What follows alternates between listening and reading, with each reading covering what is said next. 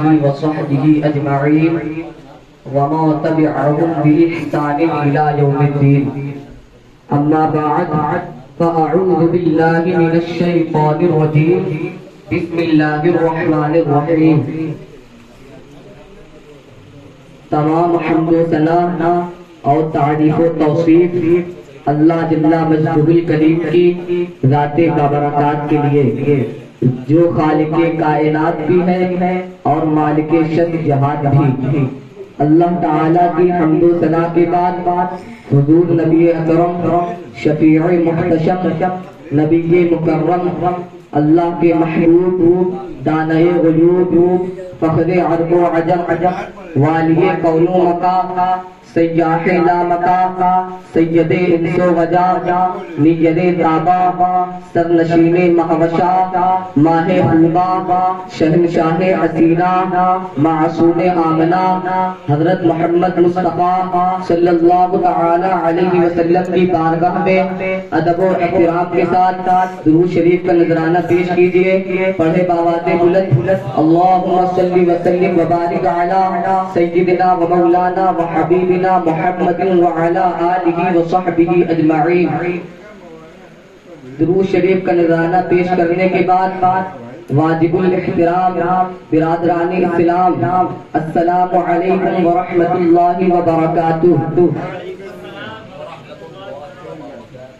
میرے محترم بھائیوں، نفس و باطن کی پاکیزگی اور طہارت کا حصول ناممکن تو نہیں، مگر اس کے لیے کچھ محنت ضرور کرنی پڑتی ہے. جو جس قدر اللہ و رسول کے احکام کی پیروی کرتا ہے اس پر فضل الہی اسی قدر زیادہ ہوتا ہے. جو مسلمان اپنے دل کو باوجود نفسانی شیطانی طاقتوں کے پاکیزہ و صاف ستھرا رکھنے کی کوشش میں لگا رہتا ہے، اس کے لیے اللہ رب العزت ارشاد فرماتا ہے وَنَفْسٍ وَمَا سَوَّاهَا فَأَلْهَمَهَا فُجُورَهَا وَتَقْوَاهَا. قسم ہے جان کی اور اس کی جس نے اسے ٹھیک بنایا پھر اس کی بدکاری و پرہیزگاری دل میں ڈالی. میرے محترم بھائیوں، انبیاء کرام علیہ الصلوۃ والسلام معصوم ہیں، ان پر ان کے رب کریم کا خصوصی فضل و کرم ہے، لہذا ان حضرات مقدسہ تک شیطان کی رسائی نہیں ہوتی.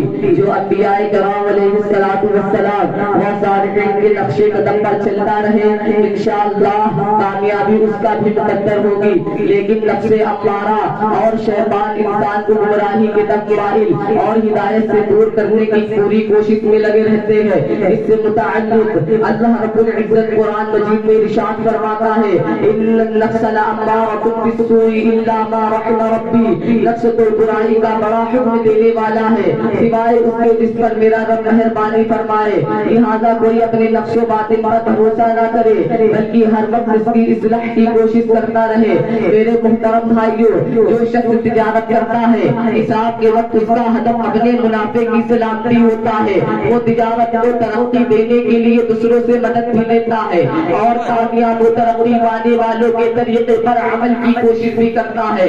اسی طرح عقل راہ آخرت کی تجارت ہے جس کا ہدف تزکیہ نفس باطن ہے، کیونکہ نفس انسان کی پاکیزگی اور اس کا سترپن آخرت کی کامیابی و کامرانی کا بہترین ذریعہ ہے. لہذا اس کی دیکھ بھال اور اصلاح کی شدید ضرورت رہتی ہے. پروردگار عالم قرآن مجید میں ارشاد فرماتا ہے قد افلح من زکاها وقد خاب من دساها. وہ مراد سے پہنچا جس نے اپنے نفس و باطن کو پاک و صاف کر لیا اور نامراد ہوا وہ اس نے اسے گناہوں میں دبائے رکھا. یعنی کامیاب وہی ہے جو اپنے نفس و باطن کو پاک و صاف کر لے. کامیاب لوگوں میں سر فائز انبیاء کرام علیہ الصلوۃ والسلام ہے جنہیں اللہ تعالیٰ نے نیکی اور بدی سے مطالعہ فرمایا.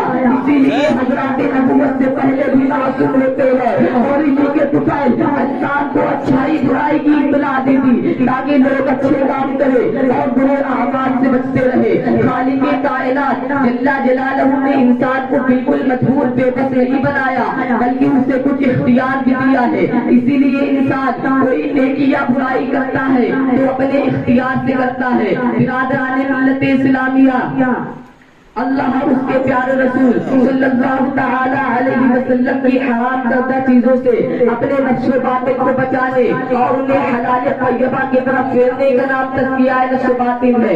اس کے فوائد سے متعلق رسول اللہ صلی اللہ تعالی علیہ وسلم نے ارشاد فرمایا، تین کام ایسے ہیں جو نے انجام دے گا وہ ایمان کا مزہ پالے گا۔ پہلا وہ شخص جو اللہ وحدہ کی عبادت کرے، اس کے سوا کوئی عبادت کی لائق نہیں۔ دوسرا وہ جو خوشی سے اپنے مال کی زکات ادا کرے۔ تیسرا وہ بندہ جو گناہوں سے اپنے نفس و باطن کا تزکیہ کرے۔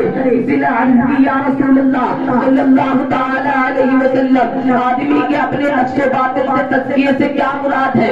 تو مصطفیٰ جان رحمت صلی اللہ تعالی علیہ وسلم نے فرمایا، یقین رکھیں گے اللہ تعالی ہمیشہ میرے ساتھ ہے۔ برادران ملت اسلامیہ، تزکیہ نفس باطن اس قدر ضروری اور عظیم کام ہے، اسے انجام دینے کے لیے اللہ رب العالمین نے اپنے برگزیدہ و مقرب انبیاء رسول کو مبعوث فرمایا۔ انبیاء کرام علیہ الصلوۃ والسلام نے لوگوں کو پاک و صاف کر کے انہیں اعلیٰ مراتب پر فائز کیا، گمراہی سے پھیر کر اللہ رب العالمین کی طرف متوجہ کیا۔ پروردگار عالم قرآن مجید میں ارشاد فرماتا ہے، هو الذی بعث فی الأمین رسولا منهم یتلو علیہم آیاتہ ویزکیہم ویعلمہم الکتاب والحکمہ وکانوا من قبل لفی ضلال مبین۔ وہی اللہ ہے، اس نے ان پڑھ لوگوں میں انہی میں سے ایک رسول محمد عربی صلی اللہ تعالی علیہ وسلم کو بھیجا جو ان پر اللہ کی آیت پڑھتے ہیں، انہیں پاک و ستھرا کرتے ہیں، انہیں اعلیٰ مراتب پر فائز کرتے ہیں، اور انہیں یقیناً وہ لوگ اس سے پہلے ضرور کھلی گمراہی میں تھے، یعنی حضور احمد مصطفیٰ محمد مصطفیٰ صلی اللہ تعالی علیہ وسلم کو بھیجا تاکہ لوگوں کو قرآن و حدیث کا علم سکھائے، لوگوں کو قرآن مجید پڑھنا آ جائے۔ حضور قرآن پڑھتے ہیں ہمیں سکھانے کے لیے، ہم پڑھتے ہیں سیکھنے کے لیے، دل کو پاکیزگی حضور صلی اللہ تعالی علیہ وسلم کی نگاہ کرم سے ملتی ہے۔ ایمان و اعمال پاکیزگی کے اسباب ہیں، تو معلوم ہوا کہ قرآن و حدیث کو سمجھنا اتنا آسان نہیں کہ ہر ایک اپنی اپنی عقل سے سمجھ لے۔ اگر ایسا ہوتا تو حضور صلی اللہ تعالی علیہ وسلم کو نہ بھیجا جاتا، اور یہ بھی معلوم ہوا کہ ہدایت کے لیے حدیث پاک کی بھی ضرورت ہے۔ قرآن مجید کو اپنی عقل سے سمجھنے کے بجائے حضور صلی اللہ تعالی علیہ وسلم کی تعلیمات کی روشنی میں سمجھنا ہے، ورنہ آدمی گمراہ ہو جاتا ہے۔ جب حضور صلی اللہ تعالی علیہ وسلم تشریف لائے تو لوگوں کی اکثریت جاہل تھی۔ سرکار دو عالم صلی اللہ تعالی علیہ وسلم کے فیض اور نگاہ کرم سے پاک و صاف اور نور و علم سے منور ہو گئے، اور تا قیامت ہوتے رہیں گے، کیونکہ پاک و صاف کرنے والا یہ نبوت کا سورج نہ تو غروب ہوگا، نہ اس پر گرہن لگیں گے، نہ اس پر بادل چھائیں گے۔ اللہ رب العالمین سے دعا ہے کہ ہم سب کو نفس امارہ اور شیطان کی مکروہ فریب سے بچنے اور اس پر غالب رہنے کی توفیق عطا فرما۔ ہم سب کو 5 وقت کی نماز پڑھنے کی توفیق عطا فرما۔ ہم سب کو اہدنا الصراط المستقیم پر چلنے کی توفیق عطا فرما۔